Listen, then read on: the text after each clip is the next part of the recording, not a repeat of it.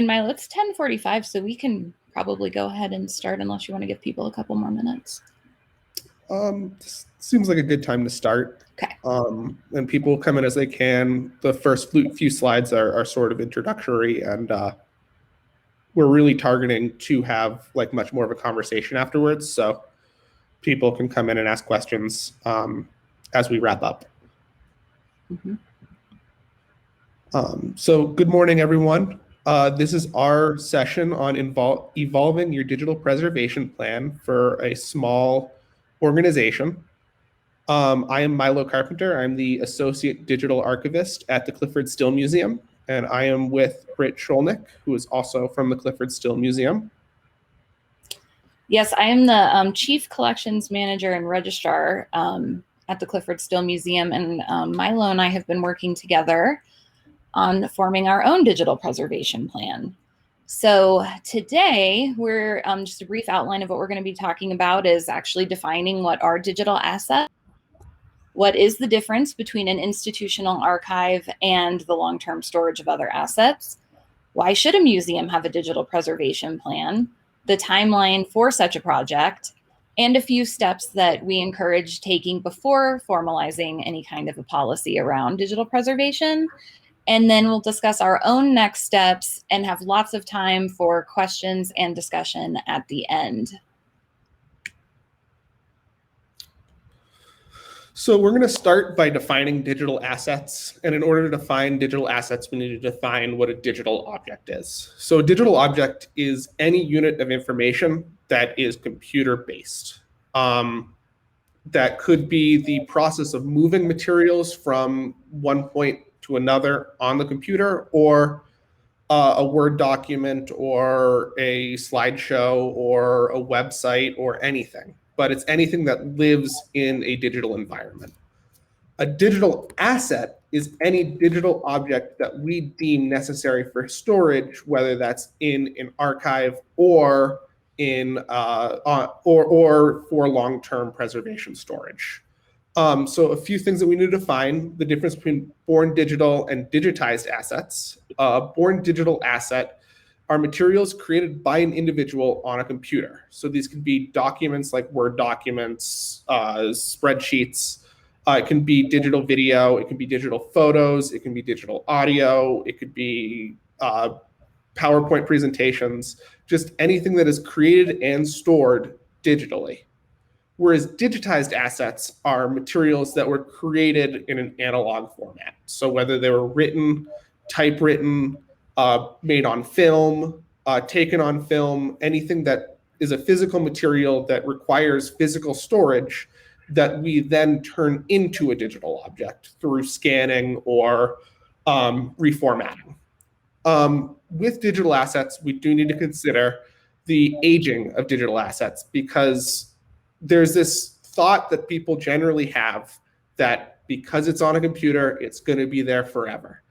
And unfortunately, that's not true. And some good examples of things that of digital formats that have gone to the wayside is like Word documents. They used to be stored in .doc.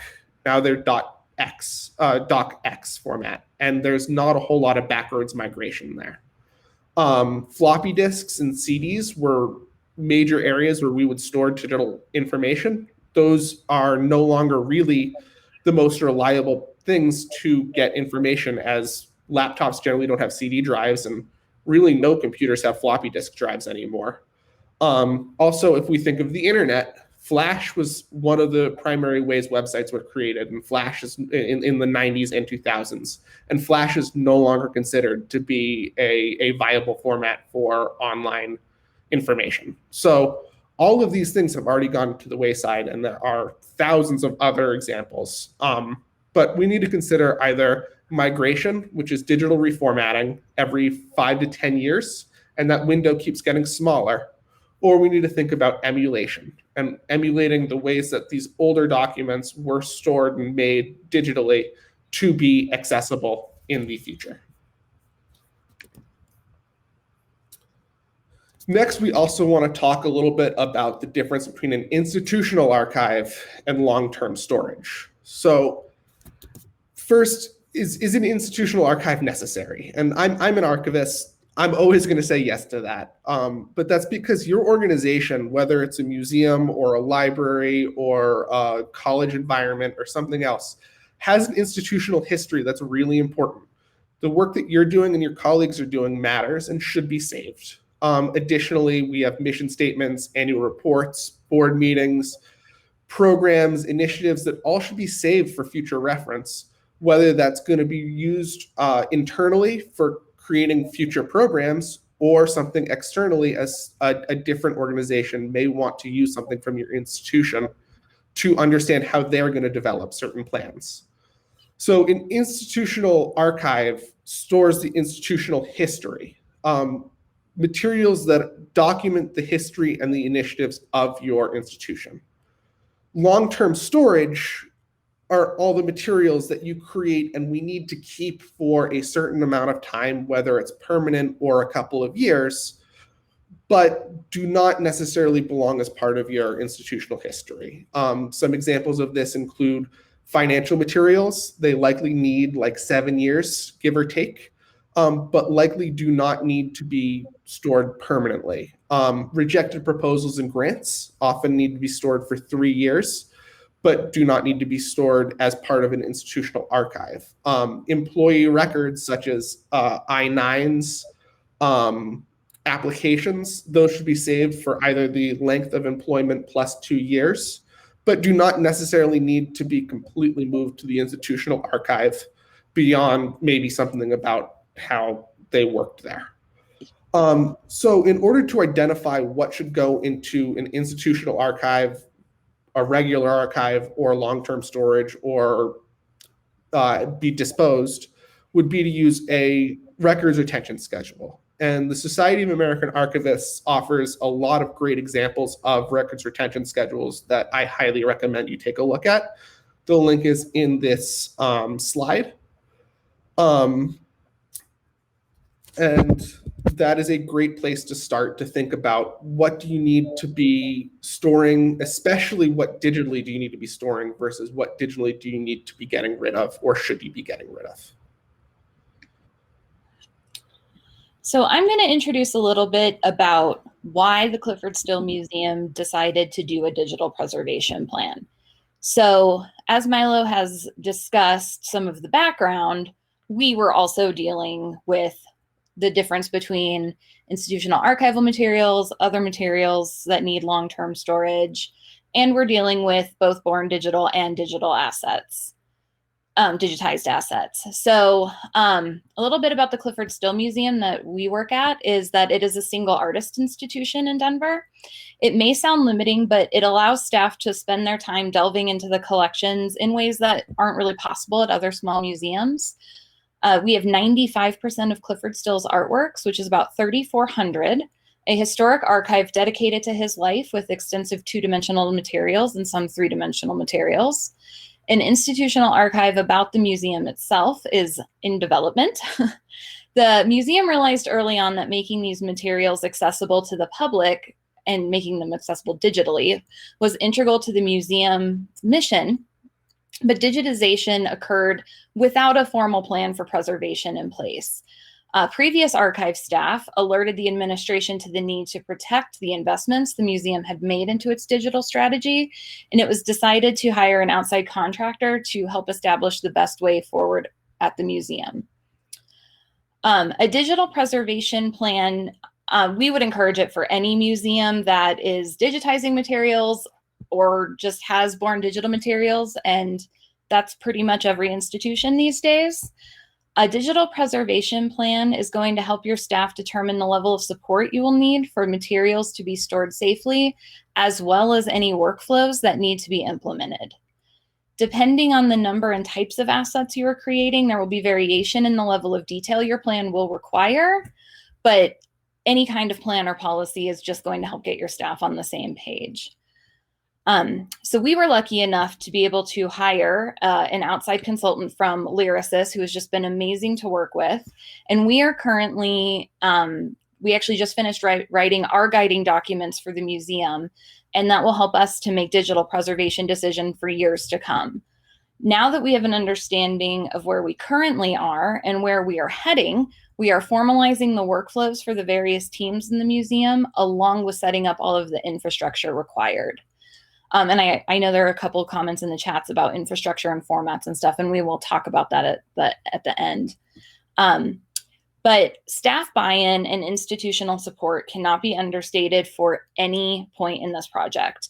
I would suggest starting at the top, since you will need some sort of resource allocation, whether that's staff time, money for infrastructure, or even hiring outside help. But you will need almost all of your staff to be involved. So it's really important that you can speak to them about why such a project is important and why their participation matters. So the timeline for this type of a project is a long time, and truthfully, it's never done. We began our project in 2019, and it's still in, I call it the development stages 2 years later.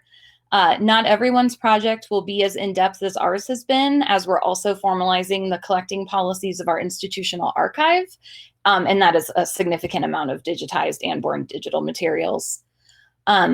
But understanding the difference between our institutional archive and the other assets has been integral to informing our standards and workflows.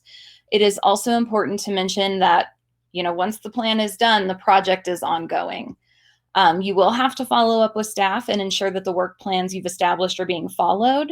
You will have to understand your space allocation and the rate at which your museum is creating material.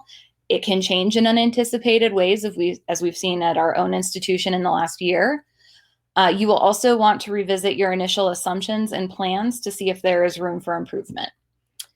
Your timeline will also be affected by the resources that your museum is able to dedicate to the project, whether that is going to be a percentage of staff time, outside help, or funding that your institution can dedicate.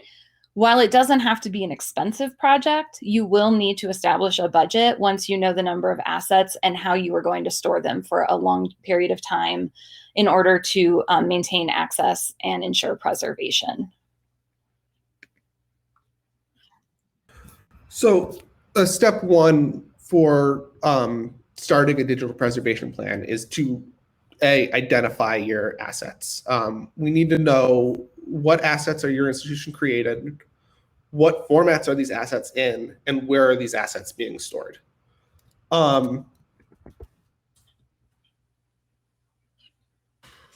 So to effectively create a digital preservation plan, we need to have some idea of how much is there and in what places people are putting these materials. Most digital storage systems, if not all, are going to charge based on a digital footprint, which is the number of gigs or terabytes of data that you are trying to store. With understanding what is being created, it is also understanding what is created is also important to determine what is necessary for digital preservation.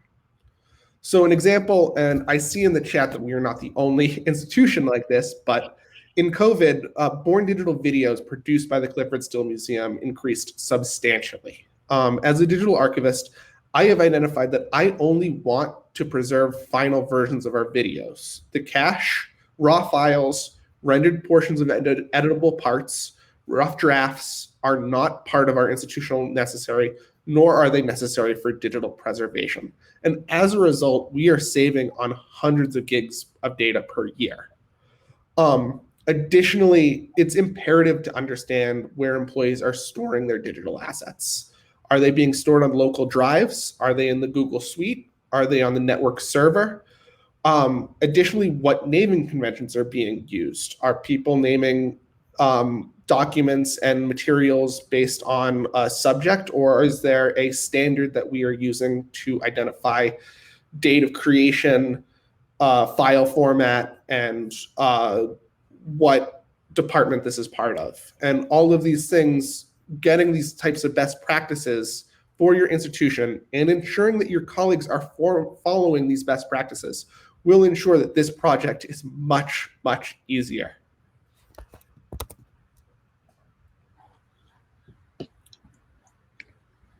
And then step two, we initially called it infrastructure. I call it back to buy-in.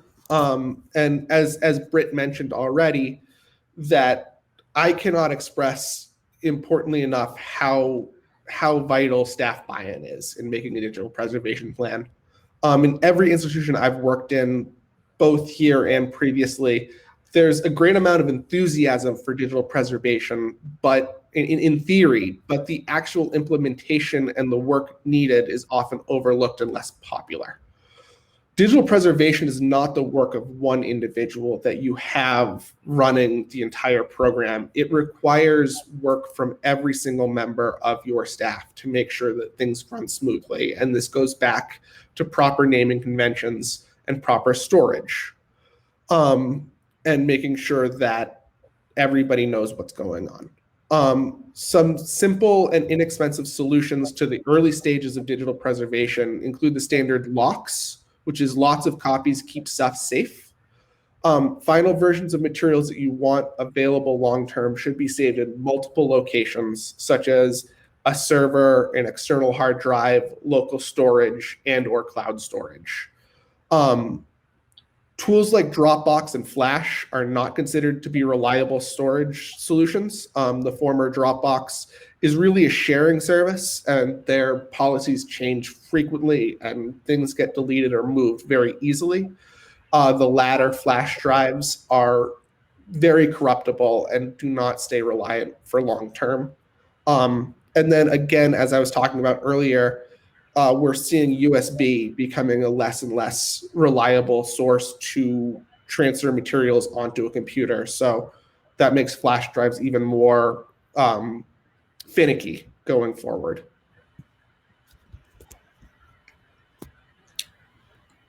So after you determine what you have at your institution and getting the staff buy-in, you are going to want to write a policy to guide your staff and future staff.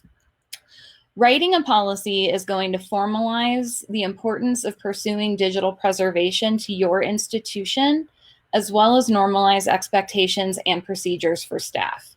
It will also help with inevitable staff turnover. A policy should be flexible to meet your institution's needs, but every policy should have a few standard areas. First, it should introduce the topic of digital preservation, including its challenges and why your institution has decided it's committed to digital preservation. It should also establish the scope of digital preservation by creating guidelines for digital content that should be preserved. It should clearly define the expectations around each staff member's role, including who is responsible for review and ensuring that the policy is being followed. As Milo said, it is not one person's job, but there should be a point person who is going to be responsible for helping staff and ensuring that there aren't questions and people know what they're doing. It should also establish set standards, but be flexible enough to adapt to situations as they arise. While this policy will be a guiding document, it is also a living document, and it will need to be revisited periodically. It is important to schedule a time and commit to periodic reviews to evaluate your plan and identify areas for improvement. And that's just a very basic policy. Like I said, your level of policy will vary depending on what exactly you're dealing with at your institution.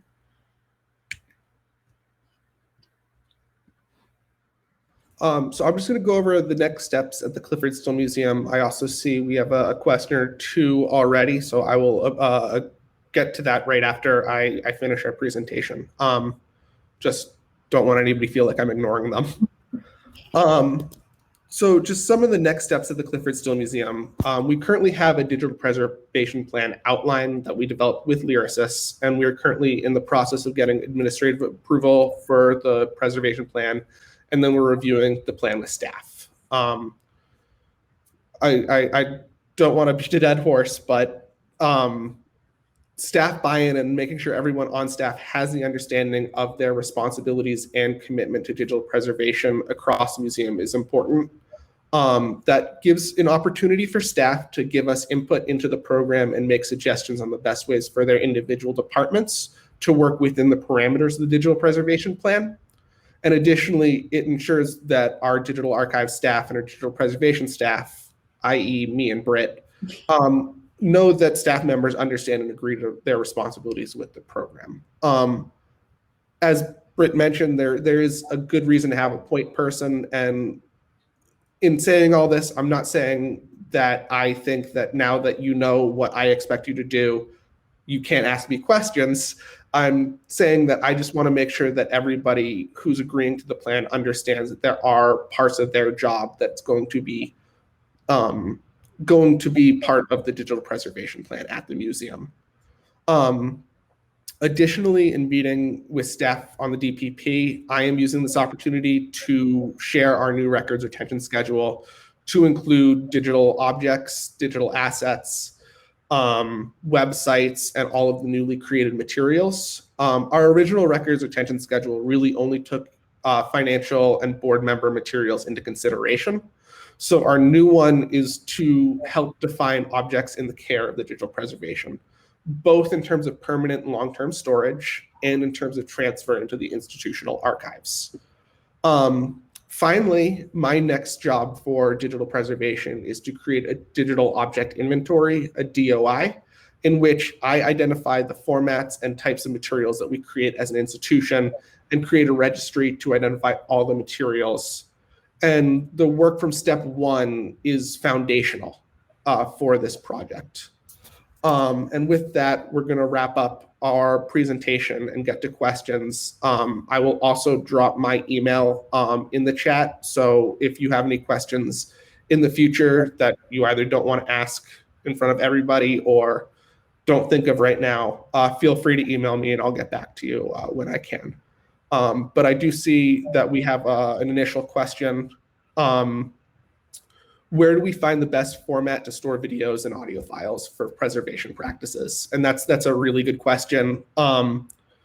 Traditionally, in archives at least, traditionally we would consider ProRes and DV25, so .mov format, to be the best standard for preservation. That's starting to move. My opinion is that if you're storing all of your videos as ProRes or DV25, you're taking up way too much space, and that's just going to get way too costly. I think it's most important to be capturing what you have as efficiently as you can. So grabbing MP4s or for audio MP3s instead of .wav is adequate as long as you're storing them in places that, one, you can access regularly, and for the most important materials, you can reformat into the larger versions that are a little bit more stable. Additionally, again, storing in multiple places on a server that gets backed up. If you can afford some form of cloud storage, that's useful. External drives can be useful as long as they're not the only thing that you're using for storage, but they're backup storage. Keep in mind that external hard drives really only have like a 5-year window where they could be reliable. And then after that, they really need to get migrated to another one.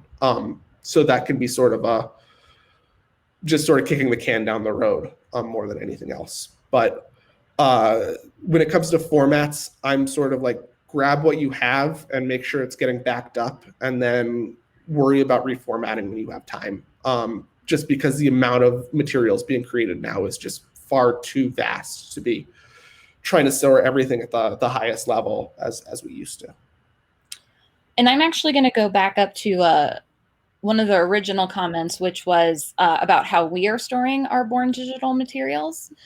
And so I want to stress that Milo and I wanted to give this introduction, but we are also still very much in setting up our own infrastructure. And I think that it's kind of good to talk about where we are and being totally honest with that. So our infrastructure is also not fully fleshed out. We intend to implement it next year in 2022. We have a pretty good idea of where we want to go. So that's very convenient. But so we have right now a server that like all institutions, we are out of space on. We have external hard drives that we keep in 2 different locations. We have a digital asset management system And ultimately, we are going to have cloud storage as well, which is not set up currently. So the hope is that and we are also our primary, the system that we tend to use is our Google Workspace. So we have a lot of Google Docs floating out there as well. So one of the steps that we'll be doing as part of our staff buy-in is having brown bag lunches with our different teams and discussing, how this digital preservation plan will impact them. They've already participated in our survey, so we have an idea of what types of material they're creating. So it's going to be really just a conversation. We don't want to intimidate anybody. It's not a scary thing. But we want them to be involved in explaining, what types of materials should you collaborate on Google, and at what point should those live on the server? And are there materials that are living on the server that we can store on cloud storage for much cheaper? The answer is yes. And where is our digital asset managers, fitting in, at least for the institutional archival materials? So, Amy, I'm not sure that was an answer, but that is where we're at with our storage of digital materials right now.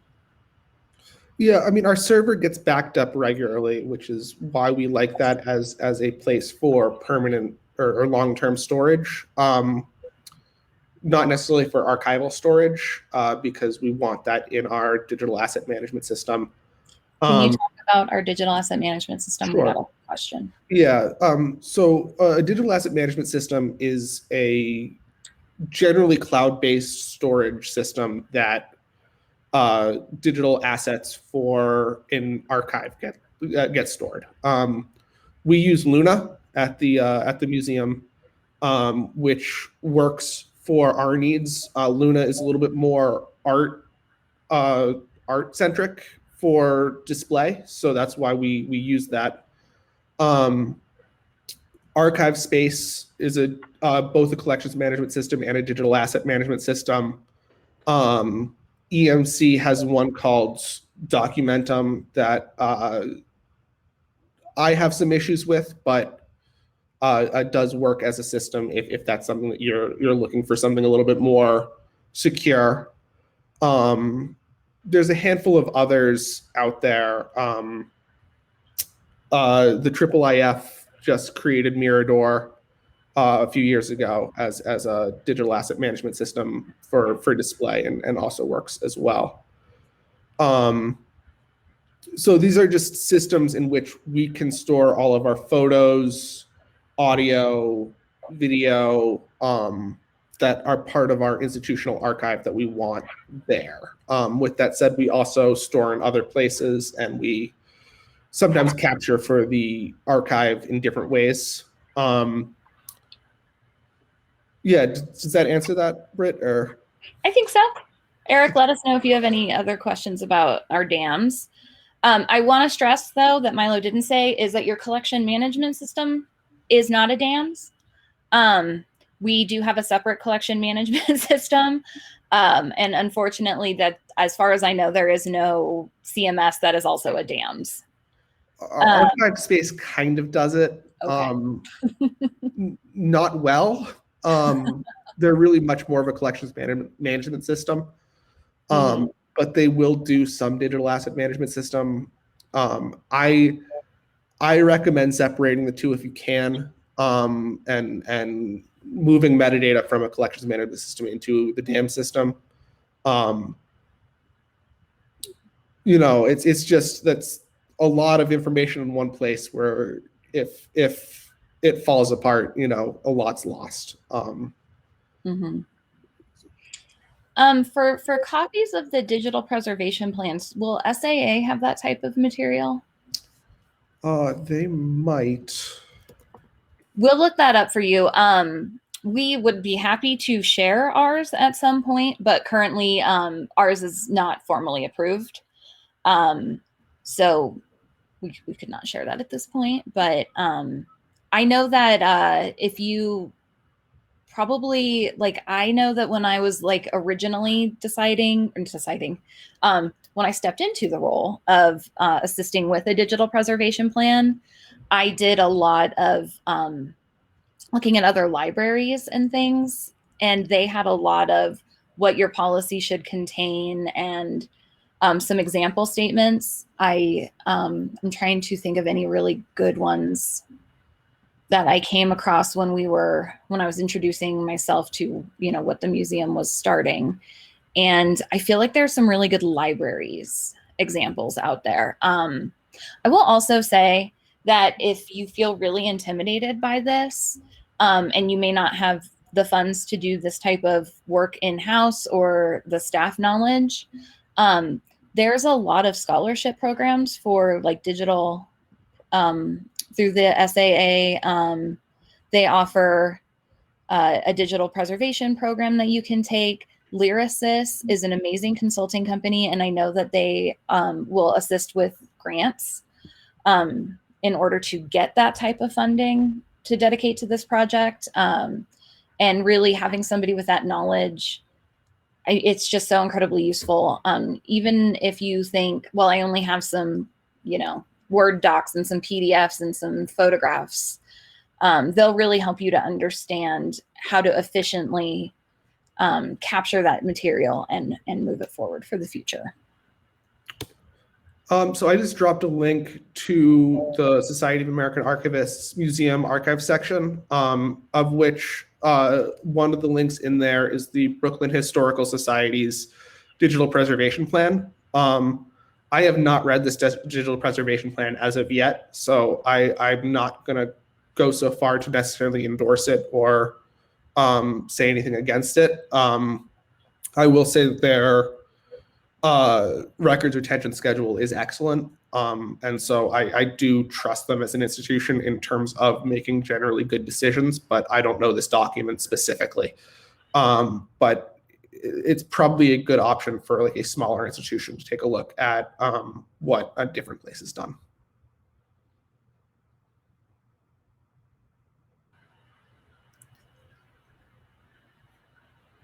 Are there any other questions that, and if you want, I think you should all be able to ask about video. I'm not sure how that works. If it's easier for you to say your question out loud, I'd be happy to approve audio or video from anybody, or the chat is fine too. What do we have? Past perfect web edition.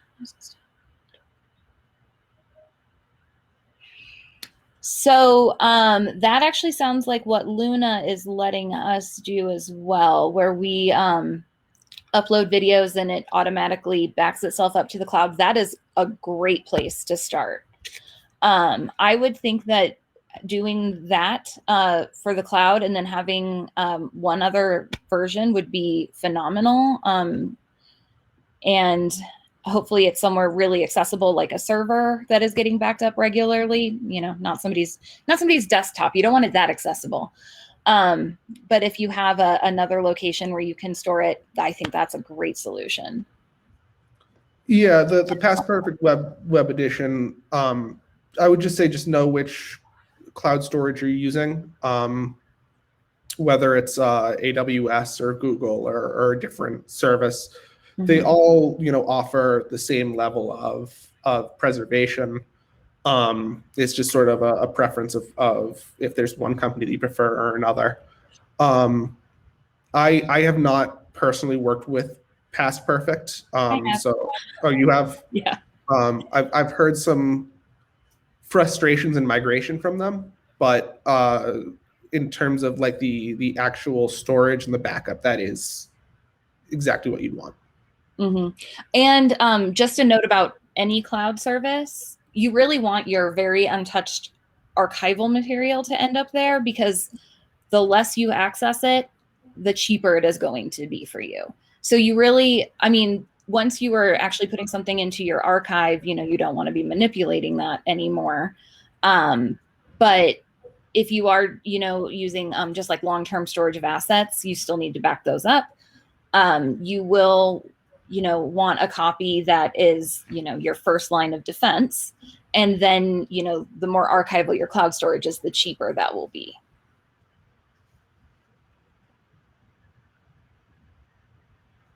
Well, that's great, Jackie. I love Past Perfect for small museums. I think it's a really good software. It's also good to hear that that migration was smooth. Sounds like that's sort of getting fixed.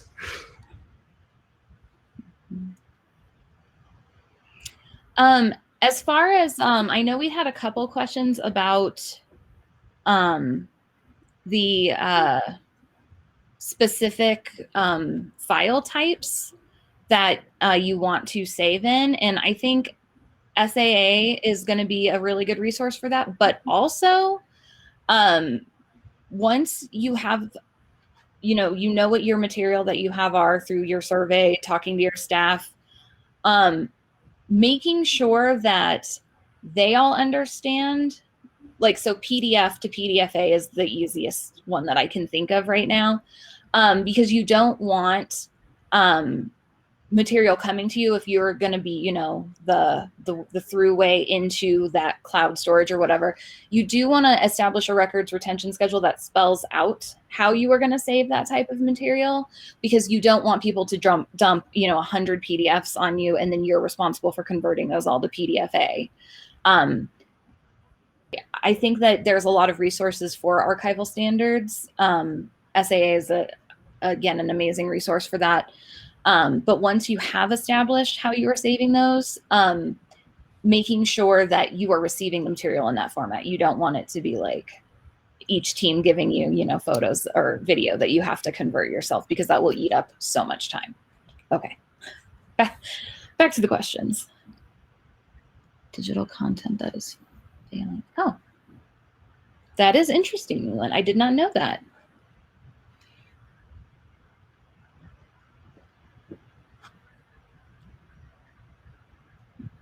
I am also going to put my and Milo's email addresses, because we are happy to answer any other questions offline. And you can also, once we have more of an actual preservation plan that we can share out, we're also happy to share, if you would be interested in that. We have created lots of documents so far, but none have been so far formally approved as our policy. It's a long process, and as Britt said, it doesn't need to be as in depth as what we're doing here at the museum, but it's not something that's going to be completed, in a month. It's something that's going to take, a lot of preliminary research into what you're creating, getting an outline to store it, and then bring it back to admin and staff and revamp it and rework it until it's something that really works for your institution. So there's no single system that works for everyone.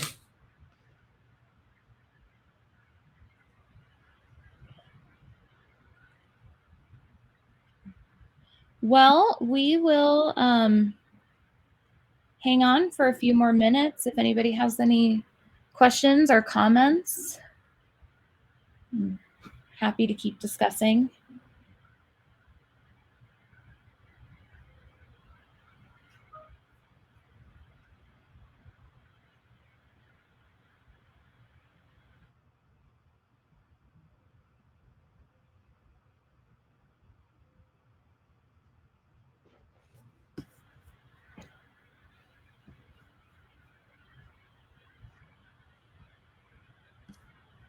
Doesn't have to just be about digital preservation. We'll talk about anything.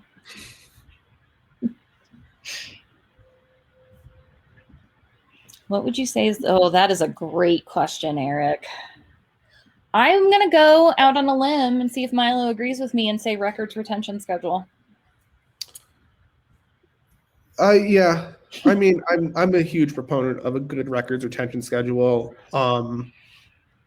just to define what you should and should not be storing. Either that or having good naming, consistent naming conventions for all of your digital files as they're created. and a dedicated place to store them. If you can make sure that everybody is storing their digital assets to the correct place with a good naming conventions, that doesn't necessarily you don't necessarily need to have a digital preservation plan at the time, but 5 years down the road, 10 years down the road, when you maybe reevaluate and maybe decide to go farther down this path, that'll be a lot easier. With the records retention schedule, I think that's really useful, especially if you're an institution that is collecting a lot of external materials. I know this has been a discussion that we've had with lyricists about both accessioning and de-accessioning digital materials, and having a good records retention schedule really makes that process a lot simpler, because ethically de-accessioning digital materials is really complicated. And so if you can best identify what is vital for long-term storage and long-term preservation, whether that's archival or departmental, that is really, really useful in a records retention schedule.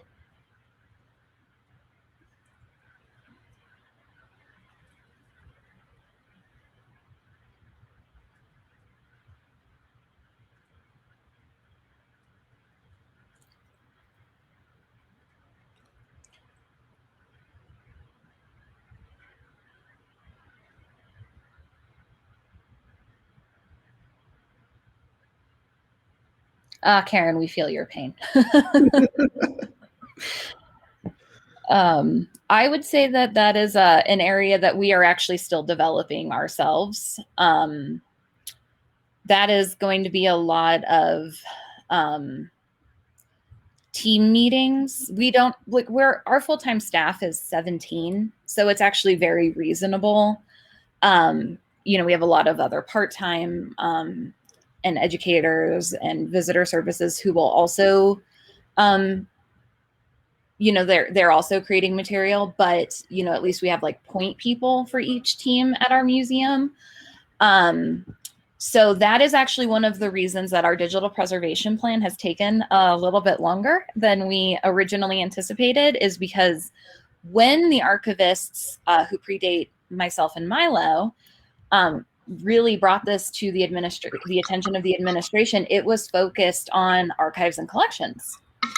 And in doing our initial review, we realized you can't just separate out the archives from the rest of the institution who are also creating material, and some of that does need to be in an institutional archive. So I will say that I think that is an ongoing conversation for us, but I am thinking that we will hopefully organize by team. But Milo, I'm curious as to what you think. I mean, I think that we will, for our system, we will organize by team. I'm looking at like sort of trying to give a more direct answer, and something that like I would envision is, I think assuming that you have a server. I mean, obviously we cannot have a designated server for every team. That'd be wonderful if we had the funds for it, but I don't know of a museum that has that type of money. But if you can get designated locations on the server for each department, and that way you can easily, for something like HR, can easily concentrate it in a way that it can be like a private folder that can't be accessed by everyone. Same with marketing, whereas something like programs, that may be something that everybody wants to take a look at, but doesn't necessarily have permissions to alter. I think that's sort of like the easiest way to get started on something like this, is really just making sure there's designated locations on the server or on your cloud storage for each department to go into and save their materials. That also means that you, as the person responsible for the museum archives and the institution as a whole, it's much easier to grab materials individually to transfer into an institutional archive or into a new space. So you can be grabbing at if you think about it as sort of like the way we do like archival structure, at the you're going to the series level instead of grabbing at the folder or file level. So we were able to say everything is going to be part of the series, even if it's not organized below that. We can at least grab this entire series and move it from point A to point B, and then we can deal with the processing of that after. To me, that will make that process much easier. For my vision for the Clifford Still Museum, we already have a certain level of that in place. Whether it's consistently used, that's another conversation. But that at least allows me as the digital archivist to just sort of grab whole cloth of materials from one place and put it into a new place when I need to, rather than trying to wrangle a whole lot of individuals to make sure they're moving to the new spot. Mm-hmm. You're welcome, Karen. And you can ask us weedy questions. That's fine. We really just wanted this to be an intro and then more of a conversation, but it's a lot harder when you're not in person.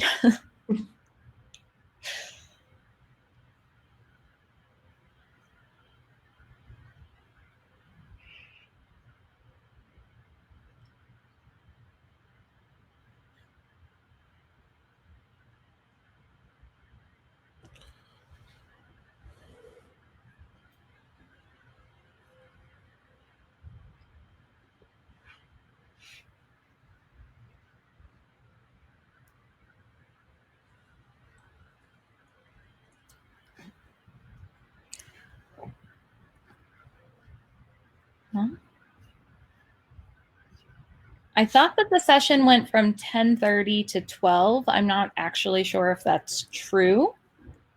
Because obviously it started at 10:45 and not 10:30. So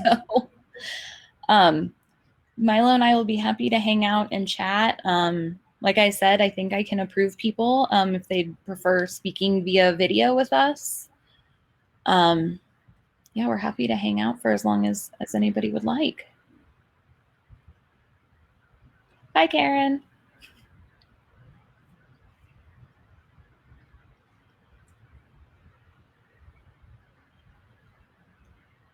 I'm glad that people found this helpful. Talking through it was actually very helpful for us as well. Yeah, it's good to One more time. Sort of where we were at with our project coming into this.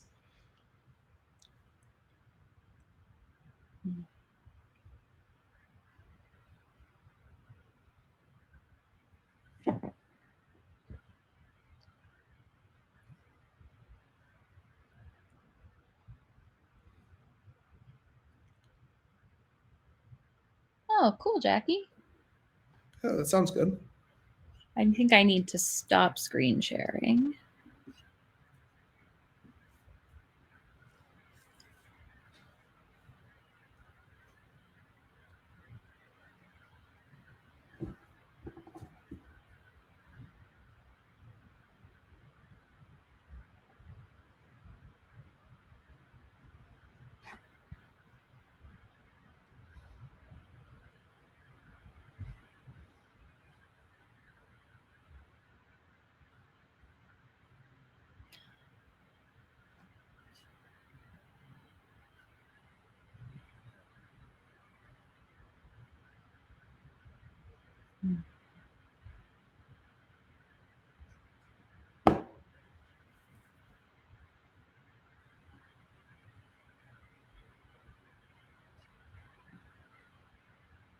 Chat on.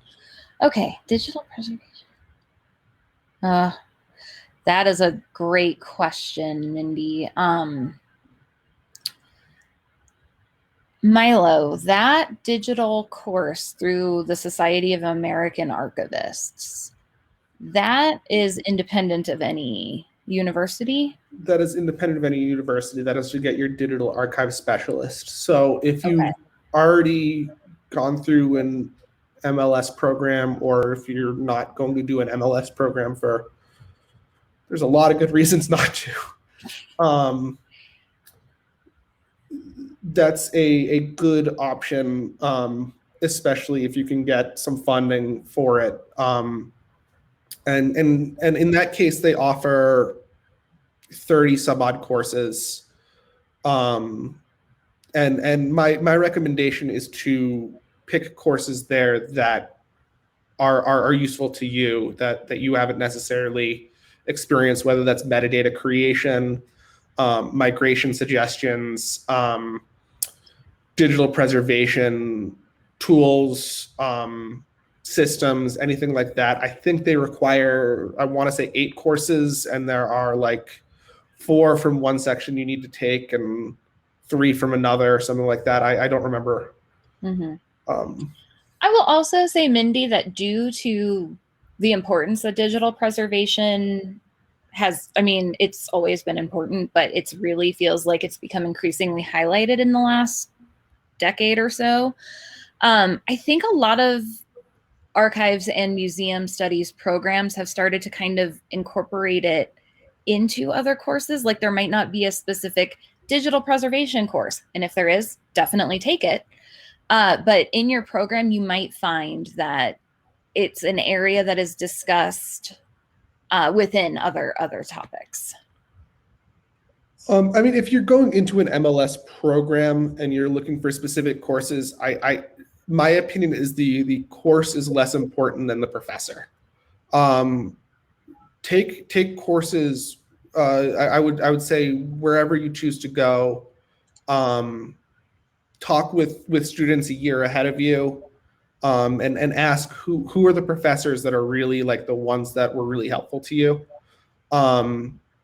Any MLS program at this point will require a certain level of, if you're going into archives management, which is what I did. I did an MLS program and I focused on archives management.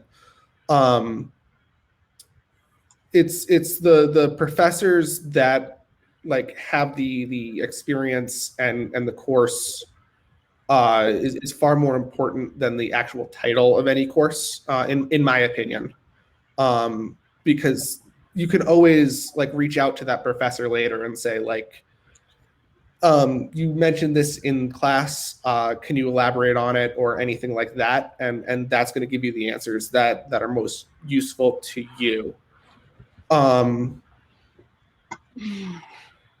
As for whether or not going into an MLS program, that's totally up to you, and for your career goals, whether it's a field that you want to be in or not. I just recommend taking the time to think about it because it's not inexpensive. It's not an inexpensive path. I took a lot of time going back and forth on whether or not it was something I want to do. I don't regret going down that path. But I have some colleagues who have some regrets. So I just make sure you take the time to really think about if the MLS program is the way you want to go. And I would recommend trying to get some work experience in the library and archive fields before you start the program if you can, and make sure that is something that you're actually really truly interested in going down that path, before spending the money. But ultimately, it's totally up to the individual. And I see that Jackie is sharing the past perfect with us. Can you hear me? Yep. Oh, okay, good. I didn't want to. So I didn't know if anybody wanted to see it. This is like new to us. We had to migrate in December really quickly before the end of the fiscal year. So I pulled up a more recent accession. So this is what our records, this is what a new record looks like. All your bad data comes over too. So what I mean by that is we're like working on our descriptions, so we can put stuff online. But what I was going to show you that I thought was relevant was, so this is a photo record of a recent accession. And if I go down here, you can see the attachments and the URLs. Mm-hmm. And so that's why I was asking, like, this is where I put my high res, if I can pull it up, this is where I put my TIFF, my high res TIFF. Mm-hmm. And so my thought was, this is on their server, is that I'll just put it there and then back it up on an external hard drive on site. Yeah, or cloud. Okay. Yeah. I don't know about anybody else, but the issue with us was I worked for the city and county of Denver. They didn't want, oh yeah, I guess I could. Well, okay, so you're saying back it up again on the cloud? Because this is on the cloud. Yeah, Past Perfect would put it in the cloud storage. So, but is it like their dedicated server? Is it Past Perfect server? Is this a server you own? No, this is Past Perfect. So for us, we have our digital asset manager, Luna. We have a server with them, but we also want that same material to be stored on the cloud in deep archival storage, as well as a redundant copy. Okay. I guess I'm not following because this is on the cloud. So, so the server that Past Perfect is operating on, if it's like we have with Luna, it's the Amazon server.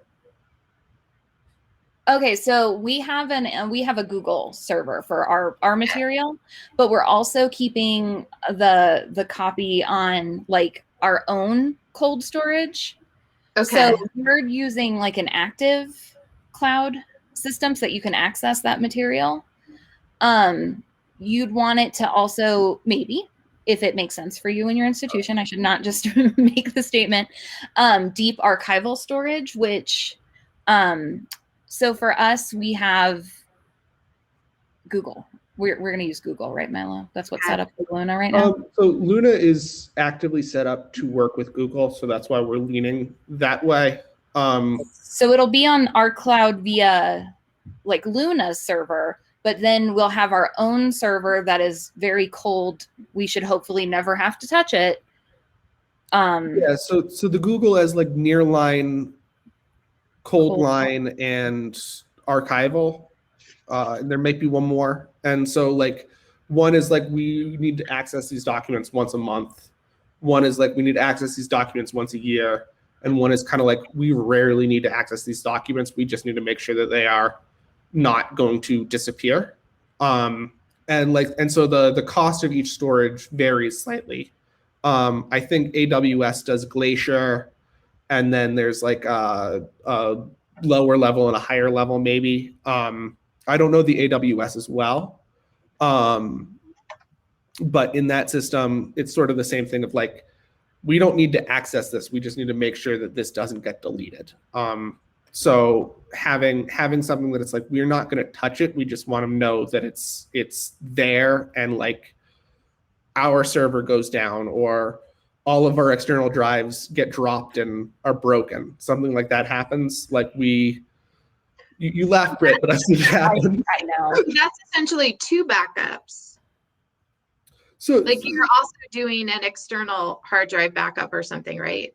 Yeah, so we do three versions. We back up the Luna, we will back up on a higher cloud, and then we will back up on an external. So we know that we have 3 places in 3 separate locations. Our server can't handle all of the image sizes, and it can't.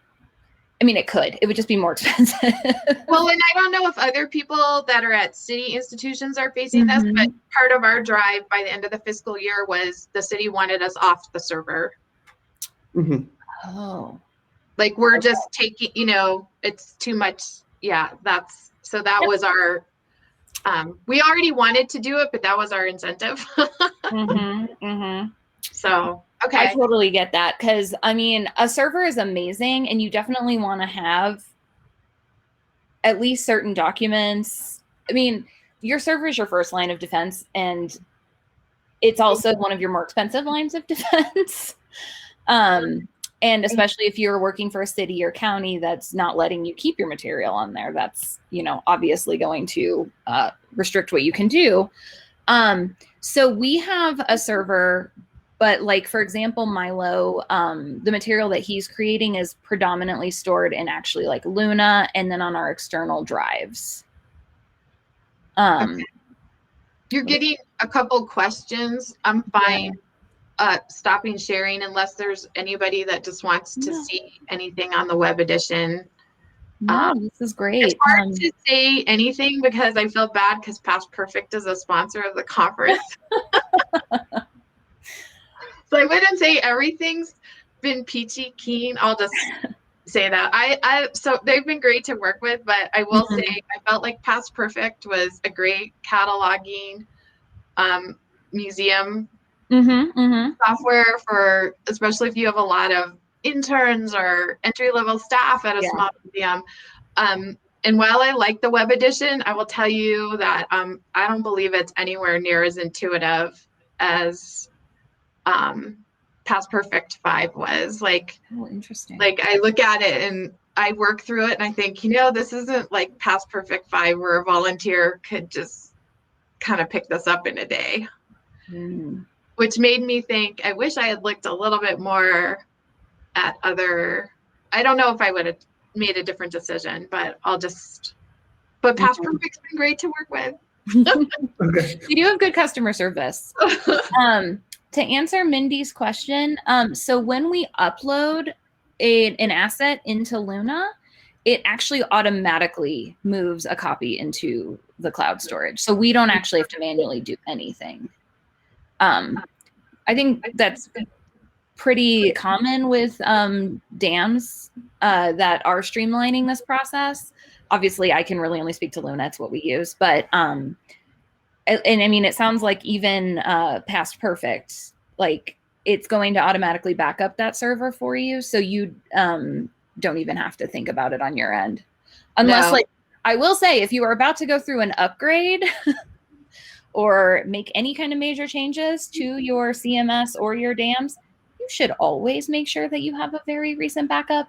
They will most likely do that for you before they upgrade you, but you always want to make sure you are backing up before any major changes. Yeah, and they did do that. Good. So, okay, well, I don't know. Mindy said she wanted to see it, but is there anything anybody wants to see, or I'll stop. I don't want to take over your session. I was just offering to let people look at it. Yeah, yes, Mindy, they do both. The backups just immediately, like, they just happen. We have the system streamlined in such a way where when we upload an asset, it does back up to both systems for us.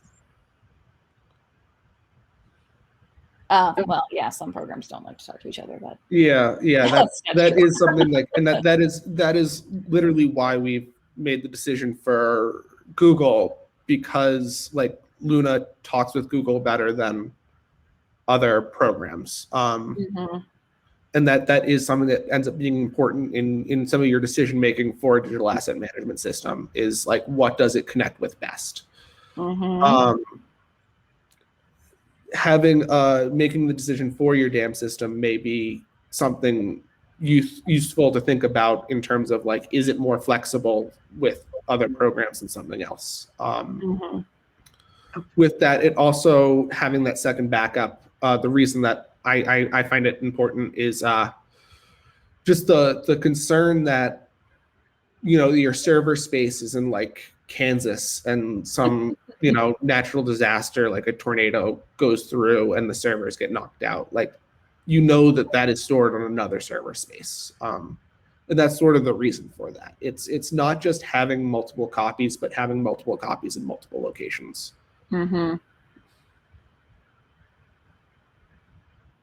I'll just answer Mindy's question.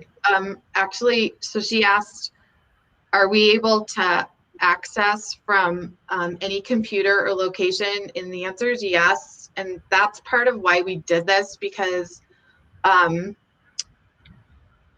Mountain Parks, which oversees the Buffalo Bill Museum, by default, so now we're also going to be putting the collection at the CCC camp in Red Rocks in our Past Perfect, because we're the same division. So that's why, Mindy, that's one of the reasons we did this, which I think anybody could, most of the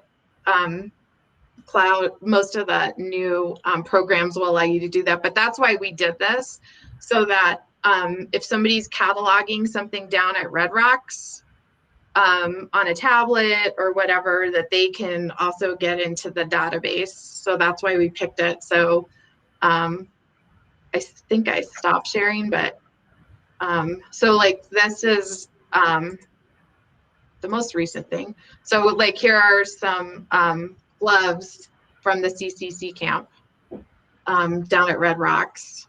So that is one of the benefits for us. And I can access it right here at home.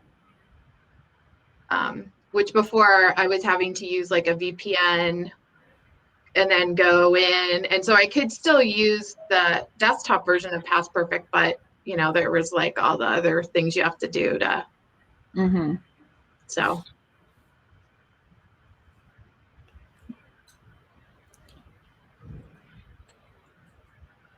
Oh, nothing in that one. Okay. I was just checking to see. So what I've been doing is I also I'll share again. I've also been, this is going to take forever, but this one doesn't have anything in it, but I've been scanning like correspondence or anything like that that had to do with the artifact and adding it to the attachments. This one just doesn't have any, which is really super helpful.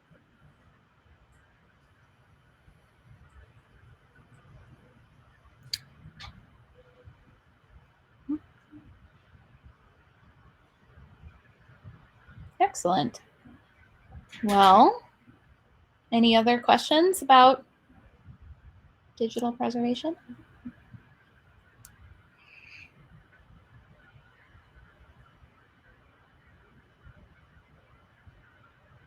Thank you for sharing all that, Jackie. I actually really do love Past Perfect for small museums. I think it's a great CMS.